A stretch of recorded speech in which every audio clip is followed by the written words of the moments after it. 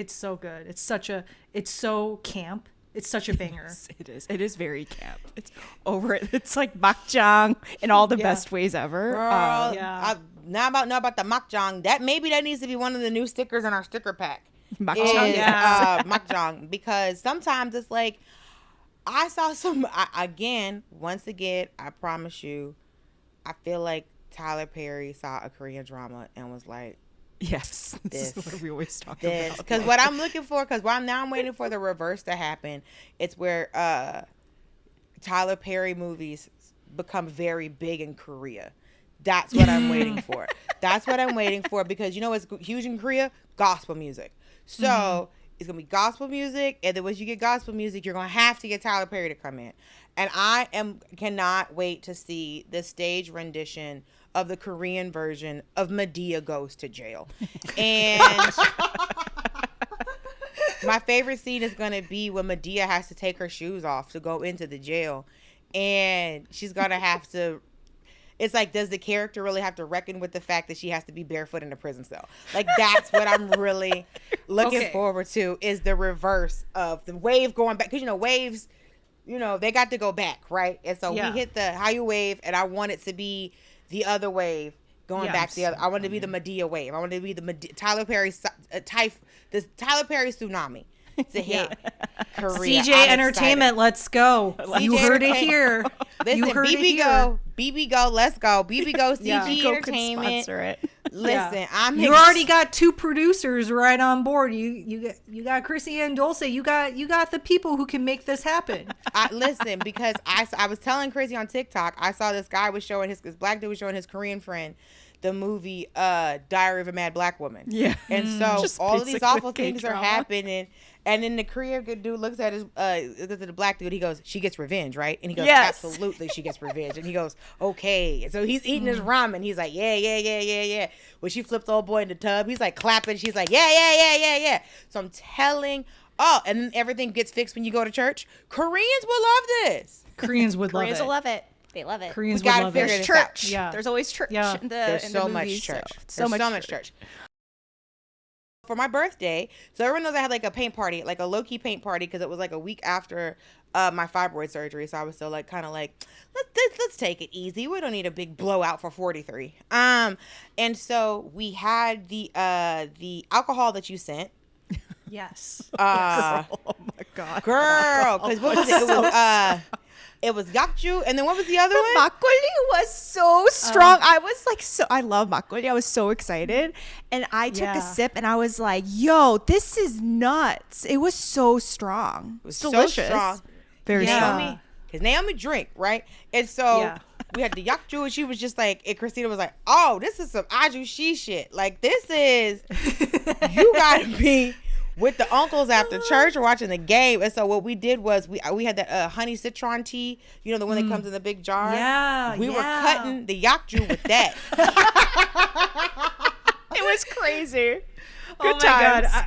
Okay, so Hana Makgeolli is a Korean American female-owned makgeolli brewery based in Greenpoint, New York, and it's totally like an ajushi makgeolli brand, because Alice, the founder and the master brewer, she did this tasting event in Los Angeles, and all of her dad's buddies were there, all these ajushis, and they're just like, they were so happy. And I remember the first time I brought these bottles home to my dad, and he was just like, I need more of this. And then every time he came over to my place, he would leave with 2 of my bottles, because he's like, you don't need this. I need this. So funny. Well, and my mother, she really liked it, because she was like, "Girl, look at the logo. Look at the logo." Because it is a full beautiful figured logo. woman Yeah. on that bottle, because we were sitting up drinking this, and so we were all taking a sip. And so I looked at Christina. I said, "Girl, you got to survive a war to drink this. Like, you have had to go through." So, like, it put me in the mind of like the first time you have like brown liquor as a kid, like as a black person.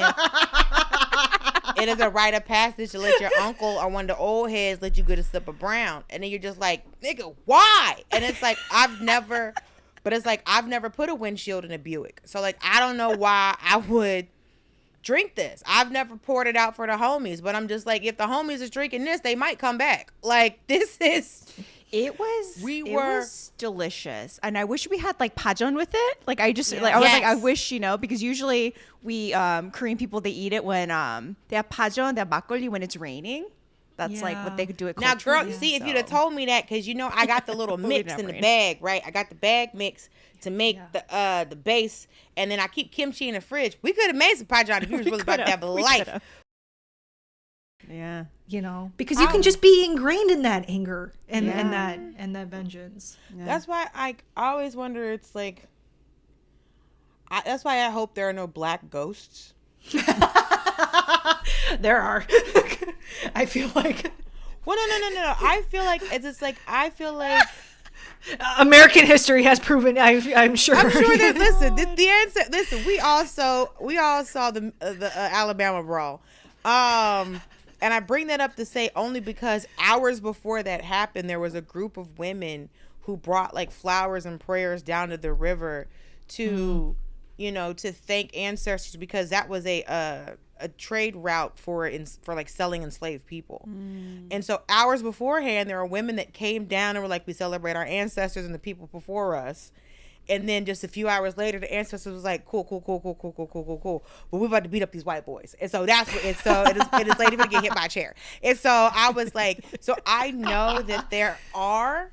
I'm fully aware, but I feel like I want it to be, because because that's what I think the root of like a lot of racism in America is white people worried about black people getting revenge, and we really just want to be left alone.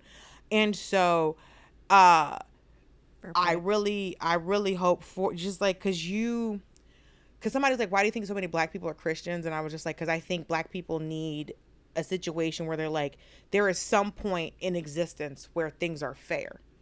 And we're all on the same playing field when it comes to like, you have to atone for you have to die, Christ died for your sins, you have to ask for forgiveness and all this other thing.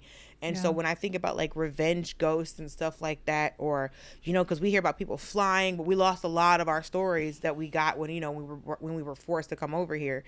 And so that's why when I see like these, like the revenge ghosts, or even like the story of like in Latin America, La Llorona, like the crying woman, it's like there's so many stories of female ghosts getting revenge, and it's always the same. Like they're not getting revenge. It's always some man wronged them. Yep. And now they have to get revenge. It's not because their sister did something. It's always some man did something to you. So it's like, again, where there's so many strong female leads in this, but just to be so happy, because it's like, you hear the phrase like, oh, I'm so happy I could die. And I remember as a kid hearing that, being like, if I'm happy, I don't want to die. Yeah. I could not imagine a state of happiness from just like, you know what, take me to Jesus. Like I couldn't just take me up. Just take me up. The kids are gonna stop dressing up like K-pop demon hunters, but they're gonna start dressing up like an Ajumma. The kids are already doing it. Some of these schools are doing like 100-day celebrations now. Oh, and So they had a whole Ajumma party. Some lady was doing online where like her daughter wanted the old lady party. There's like these, how like the Santa bar crawls are doing like old people bar crawls now, where everybody comes out in a muumuu with a wig on, with just big butts just shaking with a walker. But I'm like, being drunk all night and then going home with a walker, honestly. Smart. Genius. But anyway, so Naomi, we want to thank you for coming on to the pod. Thank you for your time to talk about the glory. And it's I'm glad you were just like, you watched it, you're like, I gotta go outside, I gotta go touch grass. This is intense show. It's an intense show. I was like, dang, you guys wanted me to come on to talk about this K-drama? Yeah, listen, it could have been Dynamite Kiss. So okay, well, Dynamite Kiss was so fluffy, It was so fluffy, but Marry My Husband was wild. So good. Have you watched Marry My Husband? Yes. Oh, yes. So I actually read the manhwa. Oh, the manhwa. First. Okay, the webtoon. Okay, the webtoon. I'm all about the webtoon now. You guys, like, there's something about just reading it maybe feels less troubling. Because I watched the first couple episodes of Agent Kim Reactivated, so I started reading Manager Kim, and I was just like, oh, I kind of like the manhwa better. Like, you know, I can really control the pace of information and the brutality that I'm watching. Oh, the reactivated Kim, it's a lot. You know, it's a lot. Yeah, it's Yeah. See, it's basically Taken. It's like a version. It's like the Korean version of Taken. Yeah, it's Korean Taken, but it's like Korean Taken with elements of the glory. So just FYI, you're gonna. All I saw was a little cute clip where he tricked some lady into getting tied up and put into a closet, and that's what I saw because I follow Netflix Korea. But I just started watching To My Beloved Thief on Viki, and it just came out. It's very cute. Oh yes, okay. It just came out. It's super cute. I'm trying to because I love a saguk and I don't know, Naomi Unnie, if you knew that about me, but I love. No, I remember listening to one of your previous episodes where you're like you love that time period. I love that actress Nam Ji-yeon. I like that actress a lot. The lead, really she's good. Great. She does a lot of saguks. She was really. She's got the face for it. She does have the face for it because I realized that like you watch some people, you're like I can't remember who it was, and I'm like. Oh, this actress is never gonna be in a saga. Like her face is too. Like that's how I feel like I was like auditioning. She spent too much time in Gangnam for her to be in a. Yeah. I feel like it's more like if you have a natural face, you have this haguk face because you don't want, beauty, plastic surgery queen. You can't get that. The double. Those girls from Singles Inferno are gonna get cast into a sagu, but they did cast in this the glory. That one girl, the pianist girl, from the pianist Season girl 2. from I think she's in a bunch of dramas now. It's kind of crazy how they're using that as their like jumping off point. It's like kind of nuts, but it's like people started doing that once like reality. I remember being at an audition and this guy was like, "Oh, I'm only at this audition so I could like do reality shows." I said, "Then you're wasting everybody's time." You don't want to be an actor. You want to be famous. Go do anything else. But My Beloved Thief. So basically, it's about a young lady who was born on the wrong side of the hanbok, basically, and so she's a doctor by day, and so but by night she plays what is it? Hongkildong. Yes, a thief who steals from corrupt officials to spread wealth among those in need. She's like her Robin Hood. Yeah. Right, and so her antics attract the attention of Prince Yeyol, who has a penchant for investigations and is personally intrigued by the mystery of the righteous thief. Although most palace officials believe that he's just joking around, and so somehow, of course, they end up. Wait, hold on. I did not see the full description. I just learned something else. Amidst his search, they run into each other, falling in love at first sight. But when they swap bodies...